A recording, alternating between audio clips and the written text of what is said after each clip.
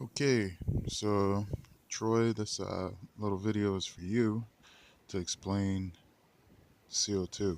As you asked me what that is, why I need to put carbon dioxide in my fish tank. So I'm going to explain it for you. Okay. First of all, starting off here, these were here's a tank. That's the overall. We call it an aquascape, because everything's kind of planned out.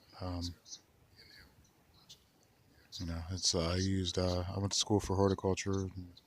I was a horticulture major, plant design, greenhouse management, landscape design, turf grass management, and floriculture, flower shop, which, my family had. But anyway, um, this is the overall, this is this design. This is a smaller tank. It's only 20 gallons. It's called a 20 long here. Uh, the rest of the world, it would be 77 centimeters. Um, that's the length of it. It's considered a nano tank, which is small. I think pretty sure it means small in or tiny in Latin. But this is the largest of nano tanks, so anything under 20 gallons is considered a nano tank. And these are dwarf cichlids. They're from West Africa. Uh, their scientific name is Pelvicachromis pulcher. The females are yellow, the male's red. Um, these are plants in the back. Got rotella, that's Amania senegalensis. There's some more right there. The red plant, that's Amania senegalensis. There's a giant hygrophila in the back. That's a darn. You can't even see it. The glasses are distorting the vision. That's a nearite snail. It's actually a saltwater snail, but it eats algae, which is pretty cool. Algae's the enemy in this tank. Um,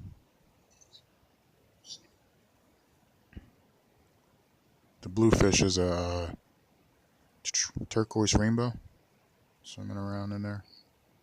That's a lily. I want to take you where I got that from. It's a pretty cool place. You'll like it. We have some fun out there. You can definitely practice all your backflips and and front rolls. My kaiten and the shooter my kaiten and all that other stuff. But anyway, that right there is Anubias Nana.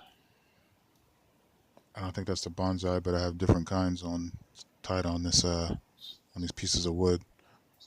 But they actually the roots grab onto the wood and root and like just hold on. They're not even roots. They're called hold fast. But anyway, they grab on kind of like ivy, and they'll hold on there. So for now, I have them tied on with thread, but eventually I'll take the thread off. That was this stuff here is called cardamine lirata. Just got that. This is another lily. It's got the lily pads going up there. It's a different kind than the other one though. It'd be cool. Maybe I can get it to flower. They have really, really cool looking flowers. So that brings us to the CO2 system. That right there is the diffuser slash bubble counter. So as it bubbles, as the CO2 is getting pumped in, I could have it adjusted. So it's bubbling at like 1 or 2 bubbles per second. And then it comes out as smaller bubbles at the top. I had it coming out as even smaller bubbles, but I thought the tank was going to explode, so I had to open it up a little bit more. Uh, this is not the best system, but it's okay. But I think it's making the tank a little bit dirty. Um, you can see the bubbles at the top there.